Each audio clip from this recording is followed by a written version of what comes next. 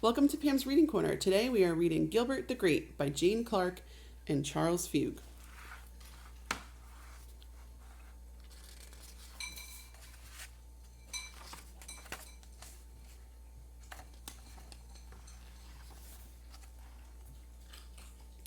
From the time Gilbert the Great White Shark was a tiny pup, Raymond the Remora stuck to him like glue.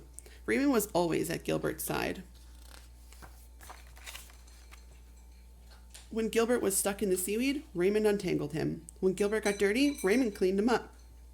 And when Gilbert lost his first row of teeth, Raymond helped him collect them for the tooth fairy. Gilbert and Raymond had lots of fun. They loved to play finball, hide and seek, and sardines. They shared everything. Then one day, Raymond told Gilbert that his family had to move across the ocean. "I don't want to go, but Mom says I have to," cried Raymond. As Raymond and his family swam away, Gilbert's mother hugged him tight and tried to comfort him. "Raymond's my best friend," said Gilbert. "Why did he have to go away? It's not fair." "I know," said Mom, "but his family couldn't just leave him behind." She kissed Gilbert on the snout. "Go and play hide and seek with the pilot fish. It'll keep your mind off of Raymond." But Gilbert couldn't stop thinking about his friend. "I want to move with Raymond," Gilbert said. "He's moved too far away," said Mom. "We have to stay here. Let's go watch the basketball game. The Thrashing Threshers are playing the Tidal Tigers. Who do you want to win?"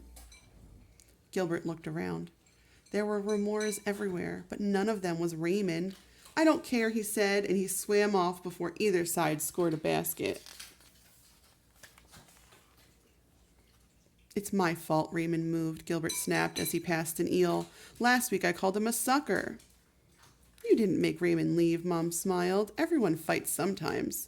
The clownfish did their best to cheer up Gilbert, but nothing could make him smile. The next day at school, everyone was very kind to Gilbert. They even gave him an extra long turn on the seesaw. "Cheer up," said Marvin the Mallet. "There's plenty of fish in the sea." "There isn't another Raymond," said Gilbert. Gilbert was still sulking when Mom came to collect him from school. "It's not the same without Raymond," Gilbert pouted. That night, Gilbert cried and cried and cried, and his warm tears mingled with the cold ocean water. The next morning, Mom took Gilbert gently by the fin and towed him into the shallow water. Rocked by the gentle waves, they gazed out at the seashore and the bright blue sky.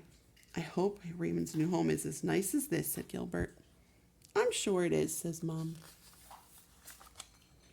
"I'm hungry," Gilbert said suddenly. "We'll go to the wreck," said Mom. Gilbert's eyes lit up. They didn't usually go to the wreck. Mom didn't like him eating junk food. Scrunch, munch, crunch. As Gilbert was biting into a pile of tin cans and bits of old boat, he spotted a small remora crying in the shadows. Gilbert stopped crunching and swam towards her. "What's the matter?" Gilbert asked. "Mom and I had moved, and I had to leave my shark behind," she sobbed. "Now I don't have any friends." "My remora had to move too," said Gilbert sadly. "I'm so lonely." Gilbert and the remora looked at each other and smiled wobbly smiles. "I'm Gilbert," said Gilbert. "I'm Rita," cried the remora. Just then, a ray of sunlight filtered through the deep blue ocean. Gilbert's teeth flashed as he grinned a huge grin. "Do you want to play finball with me, Rita?" he asked. Sunlight danced in Rita's eyes. "I'd love to," she said, and the two new friends swam off to find a ball to play with.